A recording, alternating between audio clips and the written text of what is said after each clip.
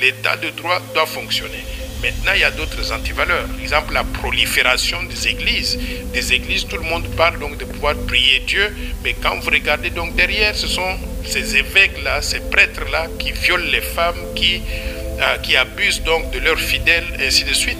Nous devons reformer le secteur des églises. Mbokanabiso est sous-développé, très sous-développé. Tout ça a un problème mingi, chômage représentant près de 85% de la population active du pays.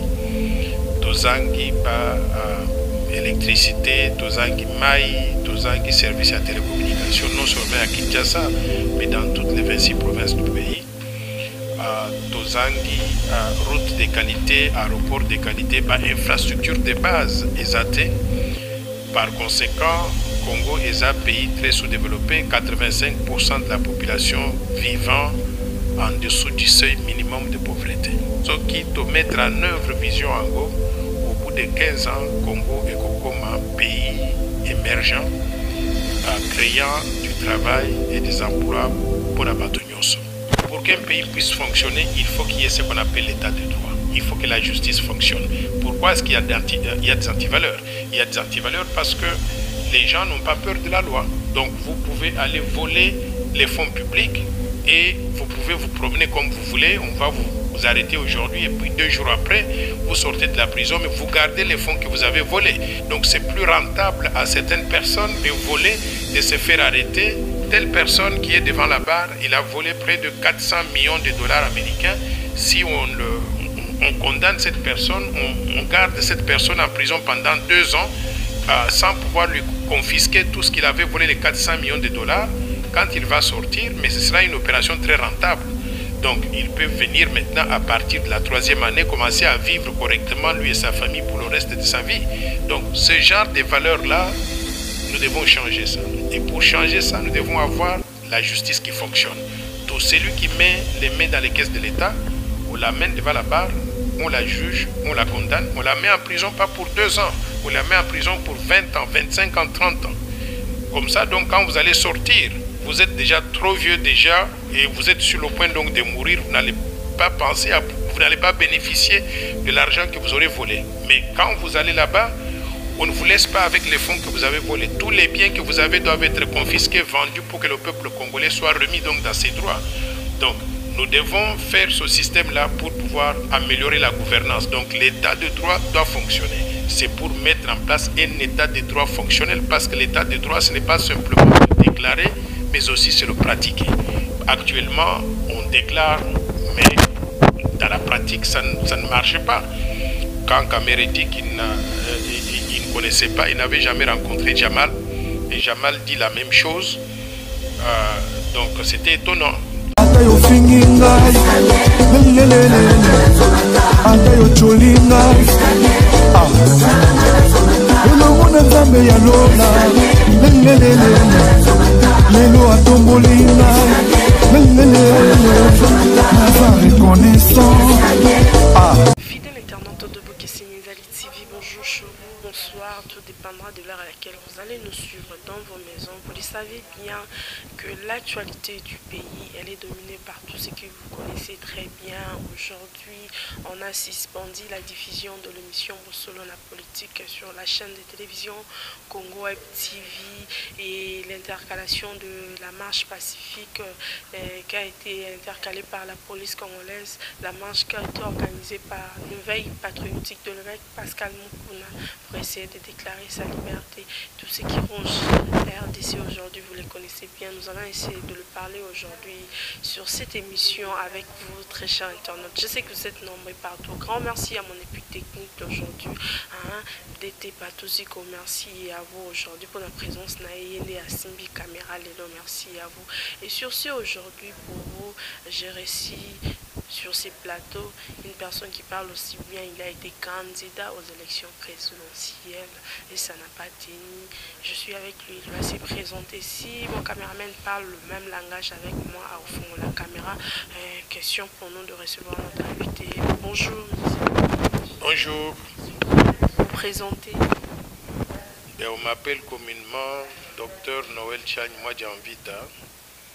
Comme vous l'avez dit, j'étais candidat à l'élection présidentielle décembre 2018. Je suis président d'un regroupement politique dénommé la Force du Changement et je suis aussi l'auteur du plan Marshall de Noël-Tchani pour la reconstruction et le développement de la RDC. Notre regroupement politique se porte très bien d'ailleurs. Beaucoup d'adhésions, beaucoup de membres, beaucoup de gens qui nous ont découverts après l'élection présidentielle. Beaucoup de gens qui me suivent dans les médias et nous avons des adhésions massives. Et je peux dire aujourd'hui, au risque de me tromper, à part le FCC Cash, je peux considérer que la Force du Changement vient immédiatement après ces deux regroupements politiques. C'est bon, merci. Ça vient après ces deux regroupements politiques. Et aujourd'hui, les pays, vous connaissez très bien l'actualité du pays. Ils ont dominé dans mon campagne, surtout les autres. Aujourd'hui, 2 personnes ont été arrêtées par rapport qu'ils ont voulu faire une marche pacifique pour soutenir le veille politique de Pascal Mokuna. Si on peut essayer de prendre votre avis, et c'est normal, cette intercalation d'interdire aux gens de marcher, de revendiquer leurs droits. Comment vous les trouvez-vous? Madame, je vous ai dit tout à l'heure que je ne veux pas parler de ça, je n'ai pas d'informations, donc je n'ai pas de commentaires à faire là-dessus. Qu'est-ce que vous voulez faire comme commentaire par rapport à l'affaire? Vous les connaissez bien, un journaliste Israël Mutombo Sango, je ne sais pas si vous les connaissez aussi, et il est interdit de diffuser ses émissions. Est-ce qu'il n'y a pas une décision prise par les autorités? Je n'étais pas au courant de cette décision. Elle est tombée quand aujourd'hui? On a interdit Bossolo la politique. Qui a pris la décision? La prendre maintenant, là, la décision a été prise par sa chaîne. Sa chaîne a été convoquée par les hiérarchies.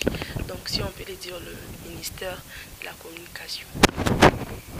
Bon, je n'étais pas au courant de cette information. Si elle est vérifiée, si elle se vérifie, je crois que ce serait un recul sur la liberté de la presse, étant donné que Bossolo la politique et Israël Mutombo font un très bon travail. Ce ne sont pas des journalistes ordinaires. Je connais personnellement cette émission parce que j'ai été reçu là-bas 2-3 fois. Si on interdit la diffusion de Bossolo la politique, je serai l'une des premières personnes à protester contre ça et à demander aux autorités de laisser leur faire leur travail. Après tout, nous sommes ce qu'on appelle la République démocratique du Congo et nous parlons de l'état de droit. L'état de droit, c'est aussi la liberté de la presse. Donc Israël Mutombo fait son travail, il le fait très bien. Il faut le laisser, il ne faut pas interdire donc la diffusion de ce programme-là. Monsieur, quelle est votre vision politique pour la RDC aujourd'hui? Dans le temps où vous voyez le pays, si on peut les dire en lingala comme ça, parce qu'il y a trop d'internautes qui nous suivent aussi, la vision politique pour la RDC. Parce qu'avant, ça peut aussi changer un peu par rapport à tout ce que vous vivez aujourd'hui. Omoni, avant, comme candidat à l'élection présidentielle, Nazalaki na vision et développement comme Bonango, plan Marshall et à Noël-Tchani pour la reconstruction et le développement de RDC. Vision wana na komaki yango avec l'idée que Mboka na biso est sous-développé, très sous-développé. Tout ça a un problème mingi chômage représentant près de 85% de la population active du pays. Tozangi ba électricité, tozangi mai, tozangi service à télécommunication, non seulement à Kinshasa, mais dans toutes les 26 provinces du pays. Tozangi route de qualité, aéroport de qualité, infrastructure de base ESAT. Par conséquent, Congo est un pays très sous-développé, 85% de la population vivant en dessous du seuil minimum de pauvreté. Nakomaki vision et développement en Mboka na biso avec l'idée que ceux qui te mettent en œuvre vision en go, au bout de 15 ans, Congo est comme un pays émergent, créant du travail et des emplois pour la Batonyoso. Alors, ça c'était pendant la campagne. Après la campagne, nous avons aujourd'hui ce qu'on appelle Covid-19, une pandémie qu'on n'avait pas prévue. j'ai pris le temps, depuis le déclenchement de Covid-19, de la pandémie, pour actualiser, pour mettre à jour Vision à développement au Inakomaki avant. Pour l'instant, je peux vous dire que je suis très avancé avec l'équipe qui travaille avec moi. Nous allons sortir une nouvelle vision, c'est-à-dire le plan Marshall de Noël Challenge pour la reconstruction et le développement de la RDC, actualisé après la pandémie, toujours avec l'objectif de sortir du sous-développement pour faire du Congo un pays émergent, mais intégrant certains des défis que nous rencontrons à cause de la pandémie, par exemple, en mettant l'accès sur le secteur de la santé. Le secteur de la santé, avant, nous avions quelques hôpitaux dans ce pays, mais il s'avère que ces hôpitaux ne sont pas à jour. Nous allons prendre les hôpitaux existants comme l'hôpital général de référence ici et les hôpitaux de référence à travers tout le pays. On va non seulement les réhabiliter pour atteindre les niveaux de standards internationaux, mais nous voulons construire des nouveaux hôpitaux pour qu'on ait pour chaque 1 million d'habitants un hôpital moderne. Pour chaque 1 million d'habitants. Donc, et en plus de cela, maintenant, nous réalisons que nos médecins et nos infirmières ne sont pas à jour dans certains domaines. Nous voulons qu'il y ait des écoles de formation médicale pour que les médecins congolais aient non seulement des diplômes qui vaillent la peine, mais surtout qu'ils aient des formations continues afin d'être toujours à jour dans le traitement, dans l'exercice donc de leurs fonctions. Mais au-delà de ça, nous mettons l'accent sur la rémunération du personnel médical. Il est tout à fait inadmissible que quelqu'un comme Dr Muyembe, qui a la responsabilité de la santé de toute la population congolaise, j'ai vu qu'on lui a donné un salaire de $600 par mois. $600, c'est rien absolument. Il devait gagner $60 000 par mois, ou quelque chose de ce genre-là. Donc, nous pensons que nous devons mettre l'accent sur la rémunération adéquate du personnel médical pour retenir les gens de qualité. Et en plus, nous pensons que toujours dans ce secteur, on doit mettre en place ce que j'appelle l'assurance maladie universelle. Beaucoup de nos compatriotes qui tombent malades aujourd'hui, ils sont dans l'impossibilité de se faire prendre en charge. Dieu merci au président de la République qui a décidé que ceux qui sont atteints de Covid-19 seront traités aux soins de l'État. Nous voulons que cette générosité soit étendue à toutes les autres maladies dans le pays et qu'on puisse demander à tout un chacun qui travaille de contribuer dans la caisse d'assurance maladie universelle un certain pourcentage de son salaire, par exemple 5%, et s'il y a un déficit, qu'enregistrerait la caisse d'assurance maladie, que ce déficit soit résorbé avec une allocation budgétaire. Donc voilà une idée de ce que nous sommes en train de faire dans le cadre du plan Marshall, actualisé après Covid-19, rien que pour le secteur de la santé. Et nous menons ce raisonnement-là secteur par secteur et nous allons produire une nouvelle vision qui fera de ce Congo un pays qu'on n'a jamais connu, un pays émergent où tous les Congolais peuvent trouver du travail et vivre correctement. En parlant de la santé, aujourd'hui, la façon dont Bazo gérer maladie Covid-19, nous voyons beaucoup de failles. Aujourd'hui, il y a certains malades qui disent ne pas avoir le coronavirus, mais ils sont déclarés positifs. Pourquoi tout ça? Tout ça arrive, c'est dit à quoi? Oui, j'ai parlé tout à l'heure des capacités de nos hôpitaux, d'équipement de nos hôpitaux, mais également des formations continues de nos médecins et le personnel médical. Je pense que tout ça, ça nous fait défaut aujourd'hui.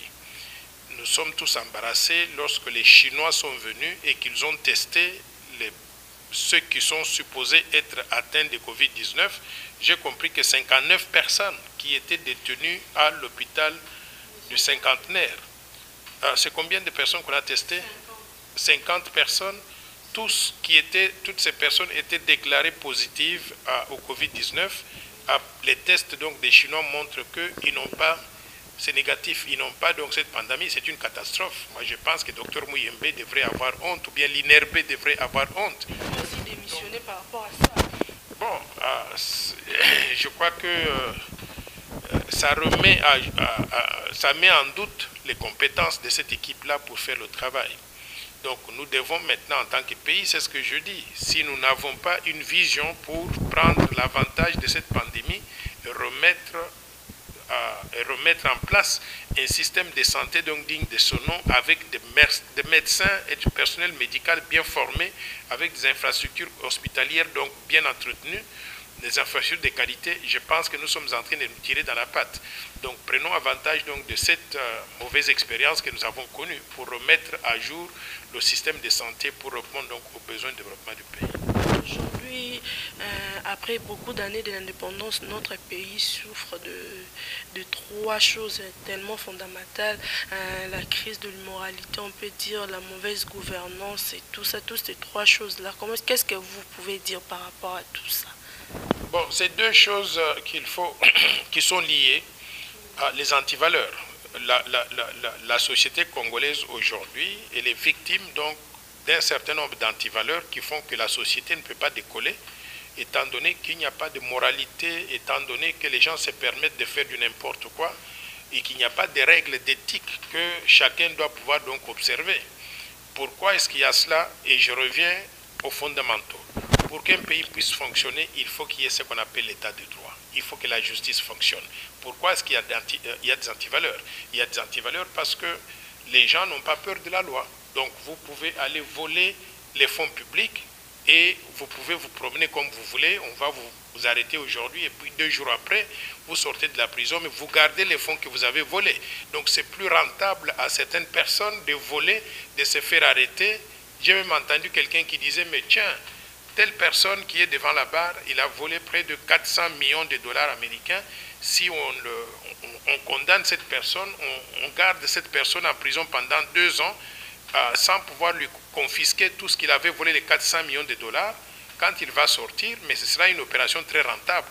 Donc, il peut venir maintenant, à partir de la 3e année, commencer à vivre correctement, lui et sa famille, pour le reste de sa vie. Donc, ce genre de valeurs-là, nous devons changer ça.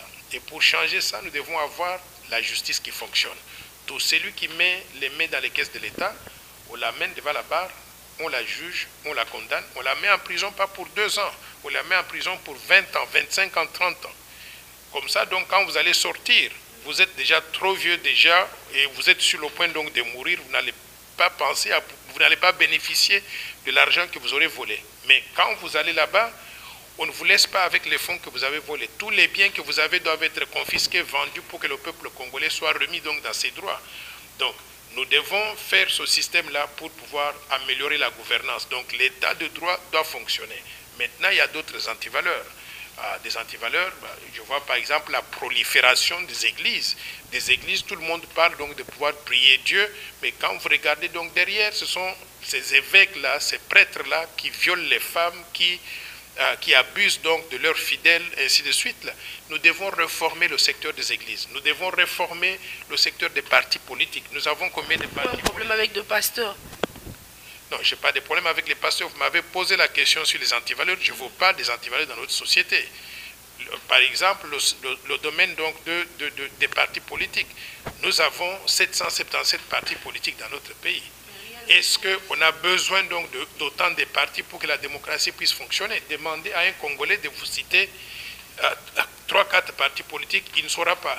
Et demandez-lui de vous dire la différence entre tel ou tel parti, il ne saura pas. Donc, je propose que nous puissions restructurer ce secteur-là, diminuer le nombre de partis politiques de 775 à 3 ou 4 maximum pour que la démocratie puisse fonctionner. Et moi, je propose les partis suivants. Nous avons le FCC, le CACH qui travaillent déjà ensemble, qui se sont déjà mariés, ils n'ont qu'à former un parti politique. Les autres travaillent mal. La population n'est pas satisfaite. Ne m'interrompez pas, laissez-moi d'abord finir. Nous avons le FCC, le CACH qui travaillent ensemble, qui forment un mariage. Ils n'ont qu'à faire un parti politique. Nous avons la force du changement, une nouvelle force sur le plan politique qui n'a jamais été trempée dans la mauvaise gouvernance donc, du pays, qui n'a jamais volé un seul centime de la République. Nous faisons appel à tous les intellectuels, à toutes les personnes propres dans notre pays d'adhérer à ce regroupement politique.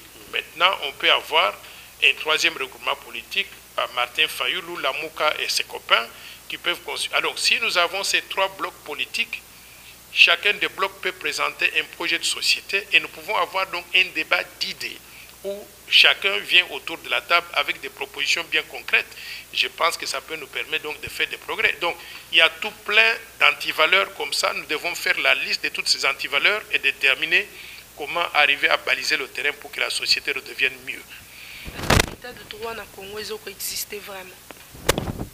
Bon, tout le monde sait que l'état de droit ne fonctionne pas. Si ça fonctionnait, on n'aurait pas toutes ces antivaleurs dont je parle là. Donc, les efforts qui sont menés aujourd'hui, c'est pour mettre en place un état de droit fonctionnel, parce que l'état de droit, ce n'est pas simplement déclarer, mais aussi c'est le pratiquer. Actuellement, on déclare, mais dans la pratique, ça ne marche pas. Si on avait l'état de droit, vous voyez un peu Kamer et ses copains qui sont déjà devant la barre. Mais il y a tout plein de Kamer dans ce pays. Il y a des gens qui ont géré ce pays pendant plusieurs années, qui n'ont jamais été inquiétés, qui ont privatisé donc les biens de l'État. Donc il faut qu'on arrive à faire fonctionner la justice pour que l'état de droit puisse devenir donc effectif. L'état de droit devient effectif aujourd'hui, l'affaire Kamere aujourd'hui. Comment vous pouvez juger la première audience? Analyse par rapport à l'audience à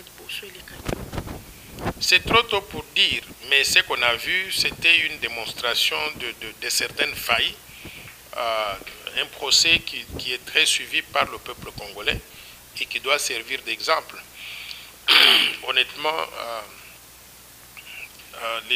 les trucs de justice, donc on doit se réserver de faire des commentaires sur un procès donc en cours.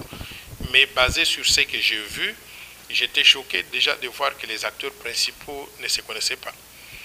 Quand Kamere dit qu'il ne connaissait pas, il n'avait jamais rencontré Jamal, et Jamal dit la même chose. Donc c'était étonnant. Donc, mais attendons voir maintenant qu'il y a le troisième joueur qui vient d'entrer donc dans le jeu, qui s'appelle Massaro, le neveu de Kamere, qui avait pris fuite, je ne sais pour quelle raison. On l'appelle simplement au tribunal pour venir témoigner. Il prend fuite, il va se cacher donc à Kenge au Bandundu. Ça veut dire qu'il connaît ce qui s'est passé. Alors maintenant, ce Massaro, on l'a vu sur les réseaux sociaux, sur une photo où il était avec Jamal et d'autres Libanais sortant du palais de la Nation. Est-ce qu'ils étaient partis au palais de la Nation se promener seulement, ou bien est-ce qu'ils étaient partis au palais de la Nation pour rencontrer Vital Kamerhe? Nous allons l'entendre, les juges vont lui poser la question, parce que si simplement on lui pose la question si il avait présenté Jamal à Kamerhe, ça veut dire que tout le procès va se terminer sur cette base-là, manque de crédibilité, parce que les deux disent qu'ils ne se connaissent pas et lui, il va confirmer qu'ils se connaissent. Donc, attendons voir d'abord ce que les juges vont faire et attendons entendre les réponses que Kamerhe va donner, et Jamal aussi, et Massaro, ce qu'il va témoigner. Il y a tout plein de témoins, j'ai compris qu'ils ont à peu près 40 000 pièces, documents, qui vont être décortiqués par des avocats, mais également par des juges, avant d'arriver à la conclusion. Et si on peut dire aujourd'hui, comment vous voyez l'avenir du FCC Cash? Parce qu'il y a trop d'embrouilles, il y a une pétition et qui se lance contre Jean-Marc Kabound au niveau de l'Assemblée nationale là-bas. Comment vous sentez cet avenir? Comment vous le voyez? J'ai pris connaissance de cette pétition-là, préparée par le député national Jean-Jacques Mamba, pour la démission, demandant la destitution, la démission de Jean-Marc Kabound. Honnêtement, j'étais choqué de voir que pendant cette période où nous avons des défis énormes pour le pays, nous passons notre temps, nos députés passent notre temps à se faire des guerres personnelles. Qu'est-ce que Jean-Marc Kabound a fait spécifiquement sur cette question? Il y avait des demandes formulées par Tambwe Mwamba, président du Sénat, mais aussi Jeanine, président de l'Assemblée nationale, pour l'organisation du congrès. Le congrès dont l'agenda n'était pas connu et les gens soupçonnaient qu'on voulait destituer le chef de l'État d'une façon subtile. Les gens se sont opposés à l'organisation de ce congrès. Moi, j'étais l'une de ces personnes-là. Jean-Marc Kabound a été reçu par Top Congo. Sur Top Congo, il a dit qu'il pensait que pendant cette période de lutte contre la pandémie, l'organisation du congrès allait coûter de l'argent qu'on pouvait utiliser pour lutter contre la pandémie. Et n'oubliez pas que notre pays avait alloué à peine 1,8 million de dollars à la lutte contre la pandémie. Il avait estimé, il avait estimé que l'organisation du congrès allait coûter près de 7 millions de dollars. C'était ça l'information qui était disponible. Moi-même, je m'étais basé sur cette information pour dire que si ces 7 millions de dollars prenaient cet argent-là, donné à l'équipe de riposte pour faire le travail de protéger la santé de la population. Tambwe Mwamba avait dit lui-même par la suite que le budget n'était pas encore connu parce que l'équipe n'avait pas encore travaillé là-dessus.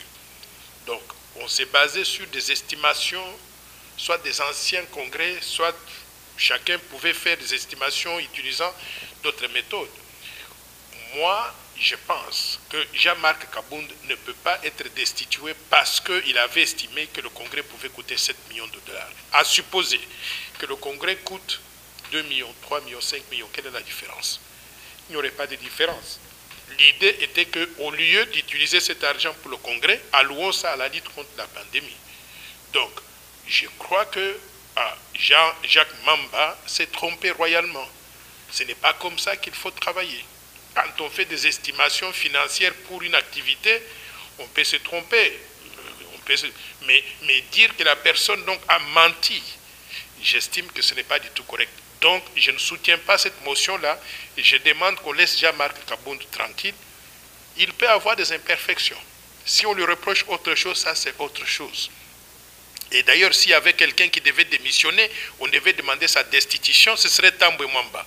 Vous avez vu comment il avait parlé à cette dame sénatrice-là? Alors, au lieu donc d'aller vers des questions essentielles, on s'est fait des petites querelles entre eux-mêmes pour se régler donc les comptes.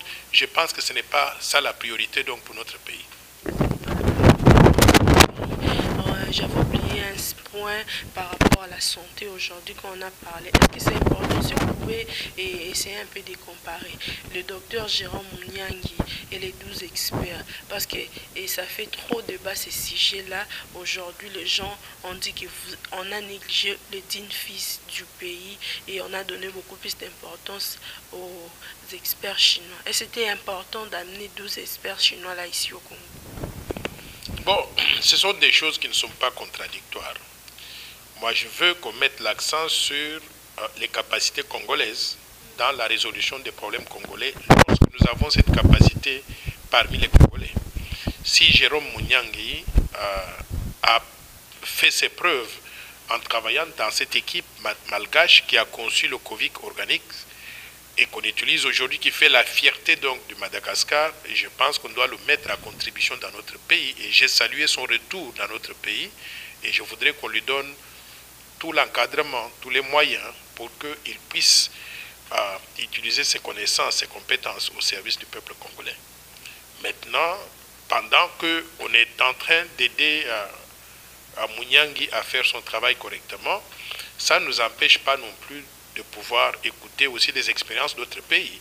Et la Chine a prouvé avoir non seulement été le berceau du virus, mais a prouvé être le premier pays à avoir maîtrisé cette pandémie de façon spectaculaire. Aujourd'hui, la ville de Wuhan, qui avait commencé cette pandémie, a été réouverte pratiquement aux activités de tous les jours. Donc, ils ont une expérience qui peut nous être utile en tant que pays et qui peut être utile non pas simplement à Dr Mouniangui, à l'équipe de la riposte, mais également à la République démocratique du Congo. Merci. Et qu'est-ce que vous préconisez pour la RDC? Pour la RDC, je vous ai dit tout à l'heure que nous sommes un pays très sous-développé, avec des problèmes dans tous les secteurs. Nous sommes aujourd'hui comptés parmi les pays les plus pauvres, c'est-à-dire près de 90% de la population congolaise vit en dessous du seuil minimum de pauvreté de $1 par jour, 1,25$ par jour. Nous avons près de 85% de la population active au chômage. Nos villes ne sont pas urbanisées. Nous dépendons littéralement des importations, même pour notre propre nourriture. Nous manquons d'infrastructures de base. L'eau, l'électricité. On dit aux gens aujourd'hui, lavez-vous les mains plusieurs fois par jour. Mais il y a des quartiers entiers où il n'y a pas d'eau pendant plusieurs mois. Comment est-ce que les gens peuvent se laver les mains s'ils n'ont pas accès donc à cette commodité qui est devenue rare dans notre pays? Donc, prenant avantage donc du fait que nous avons connu une expérience malheureuse, donc la pandémie qui nous a mis tous à genoux, je propose une vision de développement, le plan Marshall de Noël-Tchani pour la reconstruction et le développement de la RDC, qui était conçu avant Covid-19, mais que nous sommes en train d'actualiser aujourd'hui pour intégrer des nouveaux éléments, des nouvelles données causées par Covid-19. Donc j'invite le peuple congolais, ceux qui veulent, surtout les intellectuels, à se joindre à nous. Nous avons une équipe qui travaille là-dessus, actualiser cette vision, en faire donc notre vision dont nous sommes propriétaires pour que, dès que possible, on puisse la mettre en œuvre pour régler les problèmes structurels et institutionnels que nous avons, dont souffre notre pays, et faire de ce pays ici un pays émergent qui pourra créer des emplois et des opportunités pour tout le peuple congolais. Merci. Comprenez que nous arrivons vers la fin de cette émission. Si vous pouvez dire un mot de la fin à tous nos internautes, à toute la population qui nous suit à cet instant, mais si vous pouvez le dire en lingala. Parce que vous me demandez, je vais le dire en lingala, mais je vais dire aussi en Chiluba. Parce que nous avons 4 langues nationales. Il ne faut pas privilégier une langue par rapport aux autres. Bandegonanga et Congolais, c'est important qu'il faut tout sangana, qu'on travaille ensemble pour que gestion yo il y a crise, il y a pandémie, tous autres traversé Mikoloyo, l'air tokosili sango, il faut tout comment ensemble tout développer Congo, tout créer opportunité pour la bâtonyoso. Encore une fois de plus, on doit éviter problèmes tels que discrimination, tribalisme, sécession. Je vois des vidéos, des tracts qui sont lancés sur des réseaux sociaux de telles tribus contre l'autre. Je pense que Tozali Bana, il y a Motumoko, Bana Mboka Moko, il faut tous aller ensemble pour Congo Kendeliboso. Maintenant, Bana Betu Bonso, Dina Djani, Noël Tchani, moi j'invite, Dimuso Boakuno Ambile Boani, Ditunga Diabino Congo, Ditunga Diatetu Bonso, pas congolais. Bimpo Boani, tu somba, ni Ditalala, tu enze Mudimu Boani, tu développer Ditunga Dietu. Tu as compris tu créer opportunité, tu créer midi moubaba ne betu bonsu basomba bimpa. Encore une fois, merci de cette opportunité que vous m'avez donnée de m'adresser donc à nos compatriotes en lingala, à Chiluba. Prochainement, je vais le faire en Swahili, mais aussi en Kikongo. Merci. C'était M. Noël Tchani. On était avec lui aujourd'hui dans Bokesinizali TV. Notre cher internaute, je sais que vous êtes nombreux. Parce qu'aujourd'hui, on a fait trop de français. Merci Nabino Bozaki et Belé pour Nakolanda Bisso Lelo. Grand merci à Mondete Patouziko qui était derrière la caméra aujourd'hui. Grand merci à vous tous qui nous suivez là à Boston, Pacific, Milambo. Depuis Boston, grand merci à toi également. Joyeux anniversaire, je peux dire joyeux anniversaire à Junior Bate Kangumba. Et grand merci aussi à Laurent Lorenzo depuis Paris. Retrouvons-nous très prochainement pour un nouveau numéro. Bye. Je refuse la chanson du moment des frères Igelato. C'est déjà disponible sur sa chaîne YouTube. Vous téléchargez un peu dans le Nzambe et puis vous s'abonnez massivement sur sa chaîne YouTube Igelato TV. Zamba kopambola bino, vous consommez Nzembo Oyo, Boyo Kayango, beaucoup de Nzambe et Longo na loyembo Oyo ya kitoko ya frère Igelato. Je refuse na boyi Nzembo Oyo je pambola monde entier. Que Dieu vous bénisse. Abonnez-vous massivement sur sa chaîne Igelato TV. Que Dieu vous bénisse.